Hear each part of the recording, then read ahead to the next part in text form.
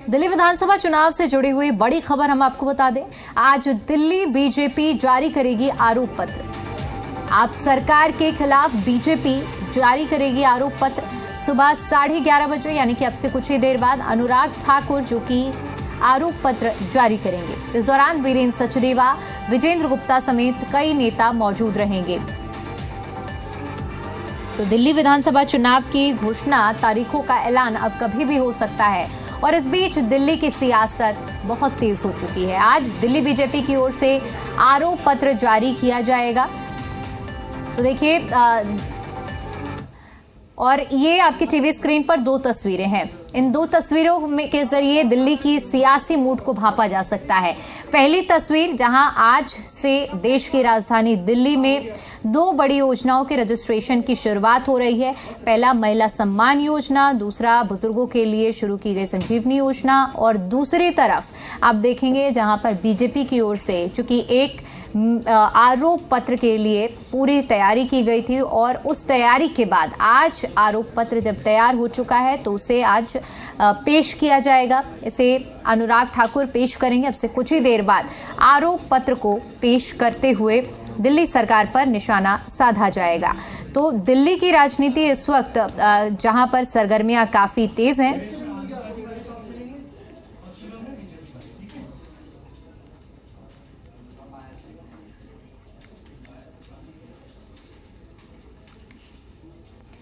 और चलिए इसी पर ज्यादा अपडेट ले लेते हैं। हमारे संवाददाता देवेश कुमार हमारे साथ दिल्ली से लाइव जुड़ चुके हैं। शिवम प्रताप सिंह हमारे साथ दिल्ली से लाइव जुड़ चुके हैं। सबसे पहले अपडेट ले लेते हैं शिवम प्रताप सिंह से, क्योंकि शिवम देखिए अब से कुछ ही देर बाद भारतीय जनता पार्टी की ओर से दिल्ली में जो आरोप पत्र तैयार किया गया है उसको जारी करने की घोषणा की गई है।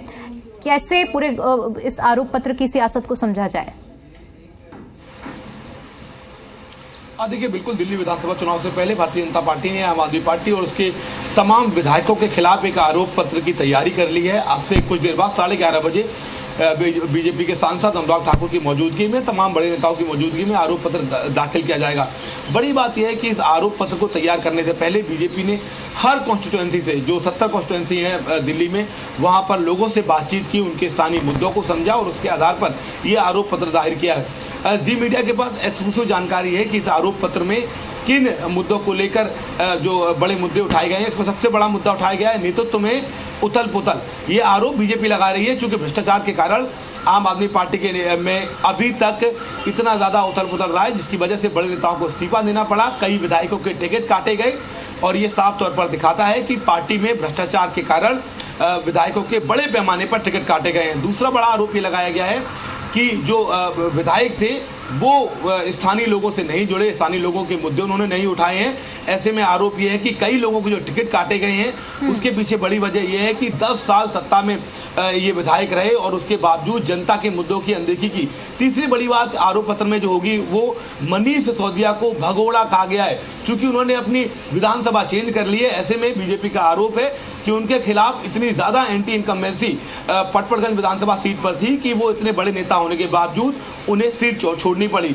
चौथा बड़ा आरोप यह है कि 9वीं और 11वीं में 3 लाख बच्चों को फेल किया गया। दिल्ली की शिक्षा नीति जिसका प्रचार किया जाता है वो पूरी तरीके से खोखली है। आरोप ये भी लगाया गया कि 9वीं और 11वीं में ज़्यादा बच्चों को फेल किया जाता है ताकि वो दोबारा पढ़कर आएँ और 10वीं और 12वीं के अच्छे रिजल्ट आए।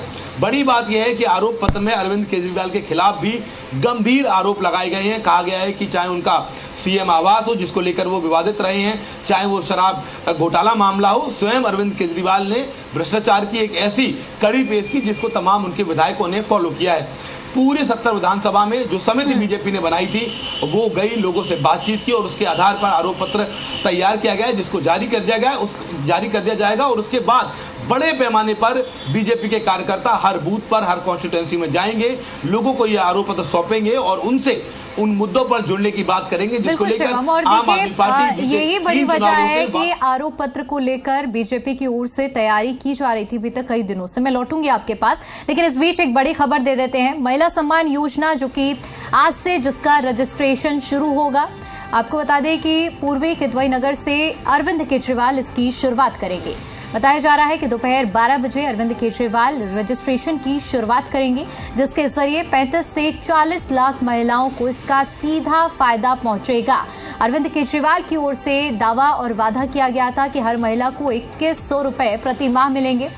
और इसी पर ज्यादा अपडेट लेते हैं, हमारे संवाददाता देवेश कुमार हमारे साथ जुड़ चुके हैं। देवेश, क्या कुछ ज्यादा अपडेट है रजिस्ट्रेशन की प्रक्रिया को लेकर, जो कि आज से शुरू होने जा रही है? अरविंद केजरीवाल सौगात देंगे दिल्ली की महिलाओं को। देखिए, इसका ऐलान दरअसल पहले ही आम आदमी पार्टी के जो राष्ट्र संयोजक है अरविंद केजरीवाल वो कर चुके थे। आज जो रजिस्ट्रेशन प्रक्रिया है दरअसल वो शुरू हो जाएगी और खुद आम आदमी पार्टी के जो राष्ट्र संयोजक है अरविंद केजरीवाल वो किदवई नगर पहुंचेंगे। 12 बजे का समय है जब वो रजिस्ट्रेशन की प्रक्रिया की शुरुआत खुद करेंगे। दरअसल इसके तहत, इस योजना के तहत दरअसल 2100 रुपये हर महीना 18 वर्ष की ऊपर की जो महिला होगी उसको मिलेंगे। और ख़ास इसमें यह भी है कि आपको रजिस्ट्रेशन कराने के लिए कहीं और दरअसल नहीं जाना पड़ेगा। कार्यकर्ता ही आम आदमी पार्टी के जो है वो घर घर जाएंगे और रजिस्ट्रेशन करेंगे। साथ ही साथ इसके लिए ये जरूरी होगा कि आपके पास वोटर आईडी कार्ड हो, आधार कार्ड हो, तो उनका रजिस्ट्रेशन किया जाएगा। और आज से इसकी शुरुआत दरअसल अरविंद केजरीवाल करने वाले हैं, क्योंकि बड़ा ऐलान किया था अरविंद केजरीवाल ने। हालांकि जो कैबिनेट से पास हुआ है वो 1000 रुपये का ही है कि 1000 रुपये हर महिला को दिए जाएंगे, लेकिन अरविंद केजरीवाल ने इसमें ऐड किया कि अब दोबारा जब चुनाव होंगे और दोबारा आम आदमी पार्टी सत्ता में आती है तो हर महिला को दरअसल 2100 रुपये दिए जाएंगे। तो ऐसे में आज बड़ी जो है घोषणा तो पहले ही कर चुके थे, आज उस प्रक्रिया शुरू हो जाएगी रजिस्ट्रेशन की। और कहीं ना कहीं चुनाव में ये गेम चेंजर आम आदमी पार्टी के लिए साबित हो सकती है, क्योंकि हर महिला को दरअसल 2100 रुपये हर महीने मिलेंगे। तो कहीं ना कहीं इसका इम्पैक्ट जरूर नजर आएगा। और क्योंकि अब ज़्यादा समय चुनाव में बचा नहीं है, फरवरी में माना जा रहा है कि दिल्ली विधानसभा की 70 सीटों पर चुनाव होना है। और ऐसे में एक के बाद एक जो है अरविंद केजरीवाल घोषणाएं कर रहे हैं। साथ ही साथ इसके बाद जो है 4 बजे भी जो है संजीवनी योजना का जो ऐलान है, दरअसल जो रजिस्ट्रेशन है, प्रक्रिया है, वो शुरू की जाएगी। अरविंद केजरीवाल उसकी शुरुआत करेंगे, सीएम आतिशी भी रहेगी और साथ में दिल्ली के जो पूर्व डिप्टी सीएम है मनीष सिसोदिया वो भी मौजूद रहेंगे। तो दोनों बड़ी योजनाएं हैं और जिनकी बिल्कुल देवेश, क्योंकि दिल्ली की राजनीति के लिए आज एक बड़ा दिन है और दोनों ही दलों की तरफ से देखने को मिल रहा है कि बड़े बड़े ऐलान और ऐलान के बाद उसे धरातल पर लागू किया जा रहा है। शिवम, एक बार फिर से आपका रुख करूंगी, क्योंकि देखिए बीजेपी के लिए दिल्ली की राजनीति में एक तौर पर देखा जाए तो एक बहुत लंबा सूखा दौर रहा है। ऐसे में जो आरोप पत्र तैयार किया गया है बेहद जरूरी और भारतीय जनता पार्टी के लिए एक बड़ी चुनौती रहेगी कि ये महज कागजी वादों और दावों तक सीमित ना रह जाए। जनता के बीच में जब जाएंगे तो क्या ये मैसेज पहुंचा पाने में कामयाब रहेगी बीजेपी या नहीं? पर भारतीय जनता पार्टी के लिए दिल्ली बड़ी चुनौती है। जिस दौर में कहा जा रहा है कि बीजेपी अपने स्वर्णिम काल में है, उसके बावजूद राजधानी दिल्ली में विधानसभा चुनाव में बीजेपी को सफलता नहीं मिली है। महज पिछली बार की बात करें तो इतने भी विधायक नहीं आए थे पार्टी के कि दहाई का आंकड़ा छू ले। ऐसे में दिल्ली बीजेपी के लिए बड़ी चुनौती है। विधानसभा चुनाव बेहद अनुकूल, भारतीय जनता पार्टी को लगता है कि ये चुनाव उनके लिए बेहद अनुकूल है। आम आदमी पार्टी पर आरोपों की लंबी फेहरिस्त है। कई ऐसे वादे आम आदमी पार्टी बीते 3 चुनावों से करती रही जिनको लेकर लोगों में नाराजगी है। आम आदमी पार्टी पर भ्रष्टाचार के गंभीर आरोप लगे हैं। स्वयं सीएम केजरीवाल को तब इस्तीफा देना पड़ा और अब चाहे वो मनीष सिसोदिया हो या पार्टी के 31 से 35 एमएलए, उनकी सीट चेंज करनी पड़ी। यही वजह है कि बीजेपी फूक फूक कर कदम रख रही है और हर मुद्दे को पर विशेष प्राथमिकता रखी जा रही है। जब ये आरोप पत्र दायर किए गए, इनके पीछे की अगर आप प्रक्रिया को समझें तो वो भी बेहद जटिल थी।